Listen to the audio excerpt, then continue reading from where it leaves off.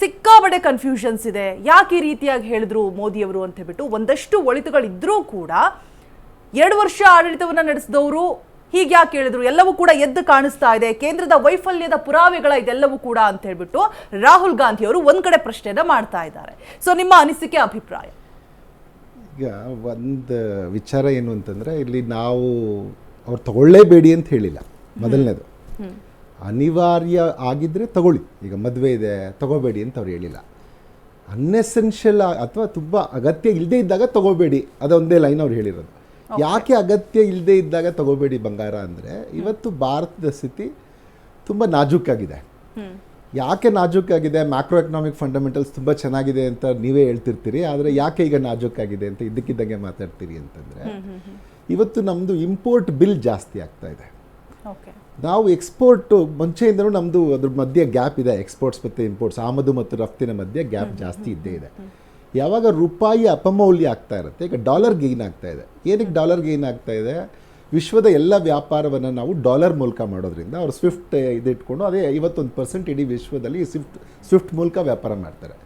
So ಹಿಂಗೆ ಮಾಡೋದ್ರಿಂದ ಅವ್ರಿಗೆ ಏನಾಗ್ತಾ ಇದೆ ಅಂತಂದರೆ, ಈಸಿಯಾಗಿ ಅಮೆರಿಕ ಡಾಲರ್ ಗೇನ್ ಆಗುತ್ತೆ, ಆದರೆ ನಮ್ಮ ರೂಪಾಯಿ ಅದರಿಂದ ಕುಸಿತಾ ಇರುತ್ತೆ. ಯಾವಾಗ ಕರೆಂಟ್ ಅಕೌಂಟ್ ಡೆಫಿಸಿಟ್ ಜಾಸ್ತಿ ಆಗುತ್ತೆ, ಆಗ ಕೂಡ ನಮಗೆ ರೂಪಾಯಿನ ಮೌಲ್ಯ ಕುಸಿತಾ ಹೋಗುತ್ತೆ. ಈಗ ಸಣ್ಣ ಎಕ್ಸಾಂಪಲ್ 2026 ನಿಮ್ಗೆ ಹೇಳಬೇಕಂದ್ರೆ, ನಾವು ಮಾಡಿದ ರಫ್ತು ಇದೆಯಲ್ಲ, ಅದು $441 ಬಿಲಿಯನ್ ಅಷ್ಟು ಮಾಡಿದ್ವಿ. ಆದರೆ ನಾವು ಆಮದು ಮಾಡಿಕೊಂಡಿದ್ದು $775 ಬಿಲಿಯನ್. ಅಂದರೆ ಇದರಲ್ಲಿ ನಮಗೆ ಎಷ್ಟು $332 ಬಿಲಿಯನ್ ಅಷ್ಟು ಡೆಫಿಸಿಟ್ ಇದೆ. ಸೊ ಇದು ನಮ್ಮದು ಕರೆಂಟ್ ಅಕೌಂಟ್ ಡೆಫಿಸಿಟ್ ವೈಡನ್ ಆಗಕ್ಕೆ ಕಾರಣ ಆಗುತ್ತೆ. ಯಾವಾಗ ನಮಗೆ ಡೆಫಿಸಿಟ್ ಜಾಸ್ತಿ ಇರುತ್ತೆ, ನಾವೇನು ಮಾಡ್ತೀವಿ, ಅದನ್ನು ತೀರಿಸಬೇಕು ಅಂತಂದರೆ ಮತ್ತೆ ಡಾಲರಲ್ಲೇ ಪೇ ಮಾಡಬೇಕು. ಅಂದರೆ ಡಾಲರ್ಗೆ ಬೇಡಿಕೆ ಆಗಿದೆ, ರೂಪಾಯಿಯ ಮೌಲ್ಯ ಕಡಿಮೆ ಆಗ್ತಾ ಇದೆ. ಹಾಗಾಗಿ ಈಗ RBI ಒಂದು ಎಸ್ಟಿಮೇಟ್ ಮಾಡ್ತಾ ಇದೆ, ಇದು $100 ದಾಟಬಹುದು ಅನ್ನುವಂಥದ್ದು. $1ಗೆ $100 ದಾಟಬಹುದು. ಅದಕ್ಕೆ RBI ಸಾಕಷ್ಟು ಕ್ರಮ ಕೈಗೊಂಡಿದೆ. ಫಾರೆಕ್ಸ್ನಲ್ಲಿಂದ ಒಂದೊಂದು ಹಣವನ್ನು ರಿಲೀಸ್ ಮಾಡ್ತು, ಅದನ್ನು ಪ್ಲಗ್ ಇನ್ ಮಾಡೋಕ್ಕೆ ಟ್ರೈ ಮಾಡ್ತು, ಸಾಕಷ್ಟು ಪ್ರಯತ್ನಗಳನ್ನು ಅದು ಮಾಡಿದೆ. ಆದ್ರೂ ಅದು ಡೌನ್ಸ್ ಫಾಲು ಒಂದು ಸ್ವಲ್ಪ ನಿಂತ್ಕೊಳ್ಳುತ್ತೆ, ಮತ್ತೆ ಕಡಿಮೆ ಆಗ್ತಾ ಇರುತ್ತೆ. ಸೊ ಇಂಥ ಸ್ಥಿತಿಯಲ್ಲಿ ಏನು ಮಾಡಬಹುದು ಅಂತಂದರೆ, ಅವಾಗ ಒಂದು ಯೋಚನೆ ಮಾಡಿರ್ತಾರೆ. ಯೋಚನೆ ಮಾಡಿ ಮೋದಿಜಿಯವ್ರು ಏನು ಹೇಳಿದ್ದಾರೆ ಈಗ ಅಂತಂದರೆ, ತುಂಬ ಅನಿವಾರ್ಯ ಅಲ್ಲದೆ ಇದ್ದರೆ ತಗೋಬೇಡಿ 1 ವರ್ಷದವರೆಗೂ ಅಂತ. 1 ವರ್ಷದವರೆಗೂ ತಗೊಳ್ದೇ ಇದ್ರೆ ಏನಾಗುತ್ತೆ ಅದನ್ನು ಯೋಚನೆ ಮಾಡ್ಬೇಕು ನಾವೀಗ. ನಮ್ಮಲ್ಲಿ ಪ್ರತಿ ವರ್ಷ ನಾವು 700ರಿಂದ 1000 ಟನ್ ಬಂಗಾರವನ್ನು ಆಮದು ಮಾಡ್ಕೊಳ್ತೀವಿ. 700ರಿಂದ 1000 ಟನ್ ಆಮದು ಮಾಡ್ಕೊಳ್ತೀವಿ. ಈ ನಮ್ಮಲ್ಲಿ ಕೇವಲ 780 kgಯಿಂದ 900 kgವರೆಗೂ ಡೊಮೆಸ್ಟಿಕ್ಕಲ್ಲಿ ಉತ್ಪಾದನೆ. ಒಂದು ಕಾಲದಲ್ಲಿ KGF ಚೆನ್ನಾಗಿದ್ದಾಗ ನಾವೇ ರಫ್ತು ಮಾಡ್ತಾ ಇದ್ವಿ. ಈಗ KGF ಅಲ್ಲಿ ಚಿನ್ನ ಇಲ್ಲ, ಹಾಗಾಗಿ ನಾವು ಏನು ಮಾಡ್ತಾ ಇದ್ದೀವಿ, ಎಲ್ಲವನ್ನ ಆಮದು ಮಾಡ್ಕೊಳ್ತಾ ಇದ್ವಿ. 700ರಿಂದ 1000 ಟನ್ ಅಷ್ಟು ಆಮದು ಮಾಡ್ಕೊಳ್ತಾ ಇದ್ವಿ. ಅಂದರೆ ಕಳೆದ ವರ್ಷ ನಾವು $71.98 ಬಿಲಿಯನ್, ಹತ್ತತ್ರ $72 ಬಿಲಿಯನ್ ಅಷ್ಟು ನಾವು ಬರೀ ಬಂಗಾರವನ್ನು ಆಮದು ಮಾಡ್ಕೊಂಡಿದ್ದೀವಿ. ಸೊ ನೀವು ಬಂಗಾರನ ಆಮದು ಮಾಡ್ಕೊಳ್ಳೋದು ಅಂದ್ರೇನು, ಡಾಲರ್ಗೆ ಮತ್ತಷ್ಟು ಬೇಡಿಕೆ ಸಲ್ಲಿಸ್ತಾ ಇದ್ದೀರಿ ಅಂತಲೇ ಅದರ ಅರ್ಥ. ಅದನ್ನು ನಾವು ತಗೊಳ್ತೀವಿ. ಈಗ ಏನು ಮಾಡ್ಬೋದು, ಒಂದು ನಿಮಗೆ ಗೋಲ್ಡ್, ನಮಗೆ ಮುಂಚೆಯಿಂದ ಒಂದು ಕಲ್ಚರಲಿ ಟ್ರೆಡಿಷ್ನಲಿ ಬಂಗಾರದ ಬಗ್ಗೆ ಒಂದು ವ್ಯಾಮೋಹ ಭಾರತೀಯರಿಗೆ ತುಂಬಾನೇ ಇದೆ. ಖಂಡಿತ ಇದೆ. ಹಂಗಾಗಿ ಏನಾಗುತ್ತೆ, ಸ್ವಲ್ಪ ದುಡ್ಡು ಇದ್ರೂ ಹೋಗೋಣ ಬಂಗಾರ ತಗೊಳ್ಳೋಣ ಅನ್ನೋಂಥದ್ದು ಒಂದು ಮನೋಭಾವ ನಮ್ಮಲ್ಲಿ ಅನೇಕರಿಗಿದೆ. ಸೊ ಹೀಗಿರುವಾಗ ಈಗ ಮೋದಿಜಿಯವ್ರು ಕರೆ ಕೊಟ್ಟಿರೋದೇನು ಅಂತಂದ್ರೆ, ಇಂಥದ್ದೊಂದು ಕ್ಲಿಷ್ಟ ಪರಿಸ್ಥಿತಿ ಇದೆ. ಹಿಂದೆ ಯುದ್ಧ ಎಲ್ಲ ಆದಾಗ ನಾವು ಸಿನಿಮಾಗಳಲ್ಲಿ ಎಲ್ಲ ನೋಡಿದೀವಿ, ಅದನ್ನ ಓದಿದ್ದೀವಿ ಹಿಸ್ಟ್ರಿಲಿ. ಯುದ್ಧ ಎಲ್ಲ ಆದಾಗ ರಾಜನಿಗೆ ಅಲ್ಲಿನ ನಾಗರಿಕರು ಏನೋ ಅವ್ರ ರಾಜ್ಯದಲ್ಲಿ ಇದ್ದವರೆಲ್ಲನೂ ಬಂಗಾರ ತಗೊಂಡು ಕೊಟ್ಟು, ನಿನ್ನ ಯುದ್ಧದಲ್ಲಿ ಗೆಲ್ಲಪ್ಪ, ನಿನ್ಗೆ ಏನೇನು ಬೇಕು ಕೊಂಡ್ಕೋ ಅಂತ ಹೇಳಿ ಕೊಟ್ಟಿರ್ತಿದ್ರು. ಅದನ್ನೇ ನೆನ್ನೆ ಮೋದಿಜಿಯವರು ಉಲ್ಲೇಖಿಸಿ ಹೇಳ್ತಾ ಇದ್ರು, ಈಗ ನನಗೆ ನಿಮ್ಮ ಹತ್ರ ಬಂಗಾರದ ಅಗತ್ಯ ಇಲ್ಲ, ಆದರೆ ಬಂಗಾರವನ್ನು ಕೊಂಡುಕೊಳ್ಳುವುದನ್ನು ಕಡಿಮೆ ಮಾಡೋಕ್ಕಾಗತ್ತಾ ನೋಡಿ ಅನ್ನುವಂಥದ್ದನ್ನು ಸಲಹೆ ಕೊಟ್ಟಿದ್ದಾರೆ. ಅದು 1 ವರ್ಷ ಅಲ್ಪಾವಧಿಗೆ, ಇದನ್ನು ದೀರ್ಘಾವಧಿಯಲ್ಲಿ ನೀವು ತಗೊಳ್ಳೇಬೇಡಿ ಆ ಥರದ್ದು ಮನೋಭಾವ ಅಲ್ಲ ಅದು. ಸೊ ಹಾಗಿರುವಾಗ ಏನಾಗುತ್ತೆ, ಈಗ ಆಗಲೇ ನೋಡಿ ಭಾರತದಲ್ಲಿ ಬಹುತೇಕ ಕುಟುಂಬಗಳಲ್ಲಿ ಬಂಗಾರ ಇದೆ. ನಿಮ್ಗೊಂದು ವರದಿಯನ್ನು ಉಲ್ಲೇಖಿಸ್ತೀನಿ. ಮಾರ್ಗನ್ ಸ್ಟ್ಯಾನ್ಲಿ ಅನ್ನುವಂಥ ಒಂದು ವರದಿ ಹೇಳುತ್ತೆ ನಮಗೆ, ಭಾರತದಲ್ಲಿ 34,600 ಟನ್ ಬಂಗಾರ ಮನೆಗಳಲ್ಲಿದೆ. ಹೆಚ್ಚು ಕಮ್ಮಿ ನಮ್ಮ ಇವತ್ತಿನ GDP ಏನಿದೆಯಲ್ಲ, ಭಾರತದ GDP, ಅಷ್ಟು GDP ಬಂಗಾರದಲ್ಲಿದೆ ಭಾರತದಲ್ಲಿ. ನೀವು ಬಹುಶಃ ಅದನ್ನೆಲ್ಲವನ್ನ ನಗದೀಕರಿಸ್ಬಿಟ್ರೆ ನಮ್ಮ GDP ಇಮಿಡಿಯೇಟ್ ಆಗಿ ಡಬಲ್ ಆಗಿಬಿಡುತ್ತೆ. ಸೊ ಅಷ್ಟು ಬಂಗಾರ ಇದೆ. ಸೊ ಹಿಂಗಿರುವಾಗ ಏನೋ ನಿಮ್ಮಲ್ಲಿ ಏನೋ ಒಂದು ಕಾರ್ಯಕ್ರಮ ಇದ್ರೆ ತಗೊಂಡ್ರೆ ಅದು ಅರ್ಥ ಇದೆ. ಈಗ ಸದ್ಯಕ್ಕೆ ಭಾರತದ ದೃಷ್ಟಿಯಿಂದ ನಾವು ಬೇಡಿಕೆ ಸಲ್ಲಿಸಿದ್ರೆ ಅದಕ್ಕೇನಾಗುತ್ತೆ, ಮತ್ತೆ ನಾವು ಅದಕ್ಕೆ ಹೆಚ್ಚಿನ ಅದು ರೂಪಾಯಿ ಅಪಮೌಲ್ಯಕ್ಕೂ ಕಾರಣ ಆಗ್ತಾ ಇದೆ. ಅದರ ಜೊತೆಗೆ ನಾವು ಇಂಪೋರ್ಟ್ ಬಿಲ್ನು ಕಟ್ತಾ ಇದ್ದೀವಿ. ಸೊ ಈ ಸಂದರ್ಭದಲ್ಲಿ ಏನಂದ್ರೆ ನಮ್ಗೆ ಅಂತಾರಾಷ್ಟ್ರೀಯ ಮಟ್ಟದಲ್ಲಿ ಏನಾಗ್ತಾ ಇದೆ ಅಂತ ಗೊತ್ತಿದೆ.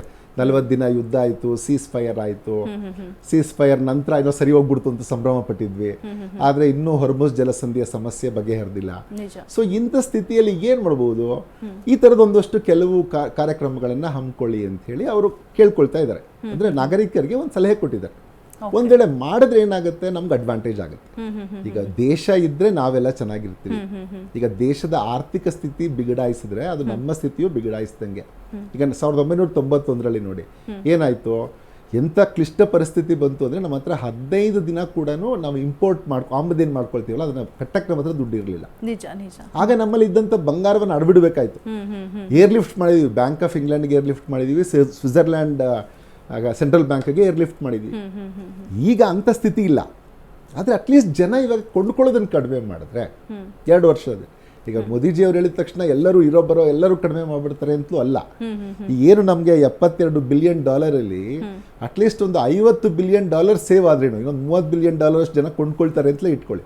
ಇನ್ನೊಂದು $50 ಬಿಲಿಯನ್ ಅಷ್ಟು ಮೌಲ್ಯ ಕೊಂಡ್ಕೊಳ್ದೇ ಇದ್ರು ಭಾರತದ ಆರ್ಥಿಕತೆಗೆ ಅದರಿಂದ ಒಳ್ಳೇದಾಗುತ್ತೆ. ಆಗ ಅಪಮೌಲ್ಯ ಭಾರತದ ಏನು ಕಡಿಮೆ ಆಗ್ತಾ ಇರುತ್ತೆ, ಸ್ಲೈಡ್ ಆಗ್ತಾ ಇರುತ್ತೆ ನಮ್ಮ ರೂಪಿ ಡಾಲರ್ ಎಗೇನೆಸ್ಟ್, ಆ ಮಟ್ಟಕ್ಕೆ ಆಗಲ್ಲ. ಒಂದು ಸ್ವಲ್ಪ ಸ್ಟ್ರೆಂಥನ್ ಆಗ್ತೀವಿ. ಸ್ಟ್ರೆಂಥನ್ ಆಗಿ ನೆಕ್ಸ್ಟ್ ಇಯರ್ ಮತ್ತೆ ನಾವು ತಗೊಳ್ಳಿ ಎಲ್ಲರೂ, ಅದು ಒಂದು ಸ್ಟೇಜ್ಗೆ ರೀಚ್ ಆಗುತ್ತೆ. ಮತ್ತೆ ನಮ್ಮಲ್ಲಿ ಈಗಾಗಲೇ ನಾವು ಮೇಕ್ ಇನ್ ಇಂಡಿಯಾ ಎಲ್ಲ ಮಾಡ್ತಾ ಇದ್ದಾರೆ. ಆತ್ಮನಿರ್ಭರ್ ಭಾರತದಲ್ಲಿ ಮ್ಯಾನುಫ್ಯಾಕ್ಚರಿಂಗ್ಗೆ ಹೆಚ್ಚು ಒತ್ತು ಕೊಡ್ತಾ ಇದ್ದಾರೆ. ಈಗ ಮೈಕ್ರೋ ಇಂಡಸ್ಟ್ರೀಸ್, ಸಾಕಷ್ಟು ಸ್ಟಾರ್ಟಪ್ಸ್, ಬೆಂಗಳೂರು ಕ್ಯಾಪಿಟಲ್. ಸೊ ಇವುಗಳಿಂದ ಉತ್ಪಾದನೆ ಜಾಸ್ತಿ ಆಗ್ತಾ ಆಗ್ತಾ ನಮ್ಮಲ್ಲಿ ಎಕ್ಸ್ಪೋರ್ಟ್ಸ್ ಜಾಸ್ತಿ ಆಗುತ್ತೆ.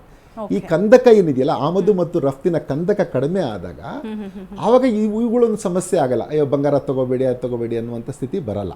ಸೊ ಅಲ್ಲಿಯವರೆಗೂ ಈಗಾಗಲೇ ಸಾಕಷ್ಟಿದೆ ನಮ್ಮ ಹತ್ರ. ಇನ್ನು ಒಂದಷ್ಟು ದಿನ, 1 ವರ್ಷಗಳ ಕಾಲ ಅಟ್ಲೀಸ್ಟ್ ಒಂದು ಪ್ರಯತ್ನವನ್ನ ಮಾಡಬಹುದಾ ಅನ್ನುವಂಥದ್ದು ರೀತಿಯಲ್ಲಿ ಅವರು ಹೇಳಿದ್ದಾರೆ.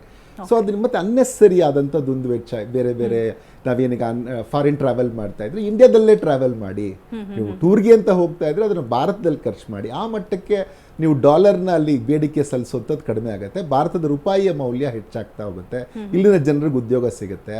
ಸೊ ಇದೊಂದು ಏನಂದ್ರೆ ಕ್ರೈಸಿಸ್ ಇದೆ ಭಾರತದಲ್ಲಿ, ಕ್ರೈಸಿಸ್ ಇದೆ. ಕ್ರೈಸಿಸ್ ಯಾವ ವಿಚಾರಕ್ಕೆ ಅಂತಂದ್ರೆ ನಮ್ಮಲ್ಲಿ ನಾವು ಈಗ 85% ಪೆಟ್ರೋಲ್ ಆಯಿಲ್ ಲೂಬ್ರಿಕೆಂಟ್ಸ್ನ ನಾವು ಬೇರೆ ಬೇರೆ ದೇಶಗಳಿಂದ ಆಶ್ರಯಿಸಿದ್ದೀವಿ. ಗಲ್ಫ್ ಇಂದ ಆಶ್ರಯಿಸಿದ್ವಿ, ಬೇರೆ ಈಗ ರಷ್ಯಾ ಮತ್ತೆ ಅಮೆರಿಕನ್ ಆಶ್ರಯಿಸ್ತಾ ಇದ್ವಿ. 42 ದೇಶಗಳೇ ಇವಾಗ ಮಾಡಿದ್ದಾರೆ. ಸೊ ಅಲ್ಲಿ ಪ್ರಾಬ್ಲಮ್ ಇರೋದ್ರಿಂದ ಏನು ಮಾಡಬಹುದು ಸರ್ಕಾರ. ಸೊ ಹಾಗಾಗಿ ಇದನ್ನ ಯೋಚನೆ ಮಾಡಿದೆ. ಆಮೇಲೆ ನಿಮ್ಗೆ ಇನ್ನೂ ಒಂದು ಅಂಕಿಅಂಶ ನಾನು ಕೊಡ್ಬೇಕಿಲ್ಲಿ, ಏನಂದ್ರೆ 4 ಮೇಜರ್ ಕಮಾಡಿಟೀಸ್ ಈ ನಾವು ಹೆಚ್ಚು ಆಮದು ಮಾಡ್ಕೊಳ್ಳುವಂತ ಮೌಲ್ಯಗಳಿರೋದು. ಒಂದು ಆಯಿಲ್, ಪೆಟ್ರೋಲ್ ಆಯಿಲ್ ಲೂಬ್ರಿಕೆಂಟ್ಸ್, ಇನ್ನೊಂದು ಗೋಲ್ಡ್, ಇನ್ನೊಂದು ಫರ್ಟಿಲೈಸರ್ಸ್, ಇನ್ನೊಂದು ವೆಜಿಟೇಬಲ್ ಆಯಿಲ್ ಅಂದ್ರೆ ಎಡಿಬಲ್ ಆಯಿಲ್. ಈ 4ರ ಮೌಲ್ಯವೇ 50% ದಾಟುತ್ತೆ. ನಮ್ಮ ಆಮದು ಬಿಲ್ಲಲ್ಲಿ ನಾವು ₹100 ಪ್ರತಿ ಕೊಡ್ತಾ ಇದ್ರೆ, ನಾವು ಪೇ ಮಾಡ್ತಾ ಇದ್ರೆ ಅವ್ರಿಗೆ, ಅದರಲ್ಲಿ ₹50 ಬರೀ ಇವುಗಳದಾಗುತ್ತೆ. ಎಲ್ಲವನ್ನು ಡಾಲರಲ್ಲಿ ಕೊಡೋದ್ರಿಂದ ಅವುಗಳಿಗೆ ನಾವು ಹೆಚ್ಚೆಚ್ಚು ಸಂದಾಯ ಮಾಡ್ತಾ ಇರ್ತೀವಿ. ಸೊ ಆ ಕಾರಣಕ್ಕಾಗಿ ಇದನ್ನ ಹೇಳಿದ್ದಾರೆ. ಅದು ಬಿಟ್ಟು ಇನ್ನೇನೋ ಭಾರತ ಏನೋ ಪ್ರಾಬ್ಲಮ್ ಅಲ್ಲಿ ಆಗಿದೆ, ಖಂಡಿತ ಏನೋ ಪ್ರಾಬ್ಲಮ್ ಆಗಲ್ಲ. ಬಟ್ ಏನಾಗುತ್ತೆ, ಇದೊಂದು ಎಚ್ಚರಿಕೆಯ ಗಂಟೆ ಆಗುತ್ತೆ. ಈ ಕ್ಷಣದಲ್ಲಿ ನಾವು ಇವಾಗ ಎಚ್ಚೆತ್ಕೊಂಡ್ರೆ ನಮ್ಮ ಫಾರೆಕ್ಸ್ ಏನಿದೆಯಲ್ಲ, ಆಗಲೇ 39 ಬಿಲಿಯನ್ ಕಡಿಮೆ ಆಯಿತು ನಮ್ಮದು. ಈ ಬಿಕಾಸ್ RBI ಇಂಟರ್ವ್ಯೂನ್ ಆಯಿತು ಮಾರ್ಕೆಟಲ್ಲಿ, ರೂಪಾಯಿಯ ಸ್ಲೈಡ್ ಆಗ್ತಾ ಇತ್ತು, ಹಿಂಗೆಲ್ಲ ಕಾರಣಕ್ಕಾಗಿ. ಸೊ ಇನ್ನು ಸ್ಟ್ರೆಂಥನ್ ಮಾಡ್ಬೋದು. ನಮ್ಮ ಫಾರೆಕ್ಸ್ ಯಾವಾಗ ನಮಗೆ ಚೆನ್ನಾಗಿರಬೇಕು, ಫಾರಿನ್ ಎಕ್ಸ್ಚೇಂಜ್ ರಿಸರ್ವ್ಸ್ ಏನು ಇಟ್ಕೊಂಡಿರ್ತೀವಲ್ಲ, ಮತ್ತೆ 91ರ ಕತೆ ಯಾವತ್ತೂ ಅದು ಇತಿಹಾಸ ಆಗ್ಬಿಡ್ಬೇಕು, ಮತ್ತೆ ಅದು ಯಾವತ್ತೂ ಮರುಕಳಿಸಬಾರ್ದು. ಭಾರತದ ಆರ್ಥಿಕತೆ ಇನ್ನೂ ಚೆನ್ನಾಗಿ ಆಗಬೇಕು. ಸೊ ಮತ್ತೆ ನಮ್ಗೀಗ ಉದ್ದೇಶ ಏನು, 2047ಗೆ ವಿಕಸಿತ ಭಾರತ ಆಗಬೇಕು. ಇದರ ಒಂದು ಕ್ರೈಸಿಸ್ನು ಯಾಕೆ ಆಪರ್ಚುನಿಟಿಯಾಗಿ ಯೂಸ್ ಮಾಡ್ಕೋಬಾರ್ದು. ಈಗ ಗೊಬ್ಬರದ ವಿಚಾರದಲ್ಲೂ ಅದನ್ನೇ ಹೇಳಕ್ ಟ್ರೈ ಮಾಡಿದ್ದು. ಸಾಧ್ಯ ಆದಷ್ಟು ಕಂಪೋಸ್ಟ್ ನ ಯೂಸ್ ಮಾಡಿ, ನೀವು ನ್ಯಾಚುರಲ್ ಫಾರ್ಮಿಂಗ್ ಗೆ ಮೊದಲು ನಾವೇನು ಉಪಯೋಗಿಸ್ತಾ ಇದ್ದೀವಿ ಹಂಗಂತ ಎಲ್ಲರೂ ಹೋಗ್ಬಿಡಿ ಒಟ್ಟಿಗೆನೆ ನೀವು ಫರ್ಟಿಲೈಸರ್ಸ್ ನ ಉಪಯೋಗಿಸಲೇಬೇಡಿ ಅಂತ ಹೇಳಿದ್ದಲ್ಲ. ಅದು ಅಂದ್ರೆ ಕ್ರಮೇಣ ಮಾಡೋಣ, 50% ಕಟ್ ಮಾಡೋಣ, ಒಂದು ಗುರಿ. ಅದನ್ನ ಆ ತರದ ಒಂದೊಂದು ಹೆಜ್ಜೆಯನ್ನ ಇಟ್ಕೊಂಡು ಸರ್ಕಾರ ಮುಂದುವರಿತಿರೋದ್ರಿಂದ ಸಾಧ್ಯ ಆದಷ್ಟು ನಾವು ಅದ್ರ ಜೊತೆಗೆ ಸಾಥ್ ಕೊಡಬೇಕು ಅಂತ ನನಗೆ ಅನ್ಸೋದು. ಯಾಕೆಂತಂದ್ರೆ ಯಾರ್ಯಾರಿಗೆ ಇವಾಗ ನೋಡಿ ನಮ್ಗೆ ಸಾಧ್ಯ ಇದೆ ಅಂತಂದಾಗ ಒಂದಷ್ಟು ದೇಶಕ್ಕಾಗಿ ಇಲ್ಲ ನಾನು 1 ವರ್ಷ ನಿಲ್ಸಿದ್ರೆ, ತಗೊಳ್ಳೋದನ್ನ ನಿಲ್ಸಿದ್ರೆ ಅದರಿಂದ ಏನು ನನಗೆ ನಷ್ಟ ಆಗಲ್ಲ. ಒಂದ್ ವೇಳೆ ಏನೋ ಮನೆಯಲ್ಲಿ ಮಗಳ ಮದ್ವೆನೋ ಮಗನ ಮದ್ವೆ ಇದೆ, ಇನ್ನೇನೋ ಒಂದು ಕಾರ್ಯಕ್ರಮ ಇದೆ, ಅಂಥದ್ದೊಂದು ಅನಿವಾರ್ಯ ಕಾರ್ಯಕ್ರಮ ಇದ್ದಾಗ ನಾವು ತಗೊಳ್ಳೇಬೇಕಾಗತ್ತೆ. ಅಂಥವ್ರು ಬಿಟ್ಟು ಮಿಕ್ಕವ್ರು ಏನೋ ಇರಲಿ, ಇದೊಂದು ದುಡ್ಡಿದೆ, ಒಂದಷ್ಟು ಮಗಳಿಗೆ ಮುಂದೆ ಇನ್ನ ಮದುವೆ ಟೈಮ್ಗೆ ಅಂತ ಮುಂದಕ್ಕೆ ತಗೊಳ್ಳುವಂಥವ್ರು 1 ವರ್ಷ ನಂತರ ತಗೊಂಡ್ರೆ ಹೋಲ್ಡ್ ಮಾಡೋದ್ರಿಂದ ಇನ್ನೊಂದು ಅಡ್ವಾಂಟೇಜ್ ಇದೆ. ಆ ಮಟ್ಟಕ್ಕೆ ಬೇಡಿಕೆ ಕುಸಿದ್ರೆ ನಿಮಗೆ ಬೆಲೆಗಳು ಕಮ್ಮಿ ಆಗುತ್ತೆ ಬಂಗಾರದ್ದು. ನಿಮಗೆ ಮುಂದಿನ ವರ್ಷ ಇನ್ನಷ್ಟು ಚೀಪಾಗೂ ಸಿಗ್ಬೋದು.